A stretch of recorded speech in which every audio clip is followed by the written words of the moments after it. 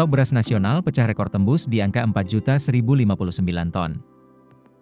Seiring tingginya stok beras nasional, pemerintah kini memutuskan untuk membuka keran ekspor beras ke negara tetangga. Ini adalah rencana ekspor beras pertama sejak ekspor terakhir dilakukan 40 tahun silam. Indonesia akan mengekspor sebanyak 2.000 ton beras per bulan atau 24.000 ton per tahun ke Malaysia. Pengiriman beras ke negeri jiran akan dilakukan dari Kalimantan Barat. Menteri Pertanian Amran Sulaiman mengatakan, ekspor beras itu dilakukan secara bisnis to bisnis. Menurut Amran, asal beras tersebut tidak terbatas dari wilayah Kalimantan Barat. Apabila ada perusahaan-perusahaan lainnya yang lokasinya berdekatan dengan Malaysia bisa langsung mengekspornya ke negeri jiran tersebut.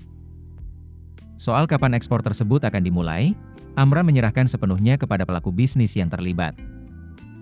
Amran juga membebaskan pelaku bisnis mengekspor jenis beras, baik beras berkualitas medium atau premium.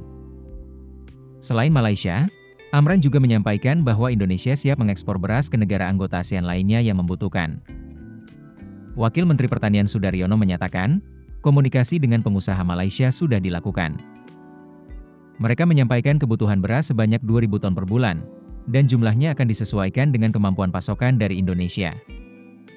Seperti diketahui, Indonesia pernah mengekspor beras pada tahun 1985 dengan volume sebanyak 106.000 ton beras dan sebanyak 231.000 ton pada tahun 1986. Setahun kemudian ekspor beras mencapai jumlah tertinggi yakni 231.000 ton. Setelah itu, Indonesia justru menjadi negara importir beras lantaran produksi dalam negeri tidak mencukupi. Kini ekspor kembali dibuka seiring melimpahnya pasokan beras di dalam negeri.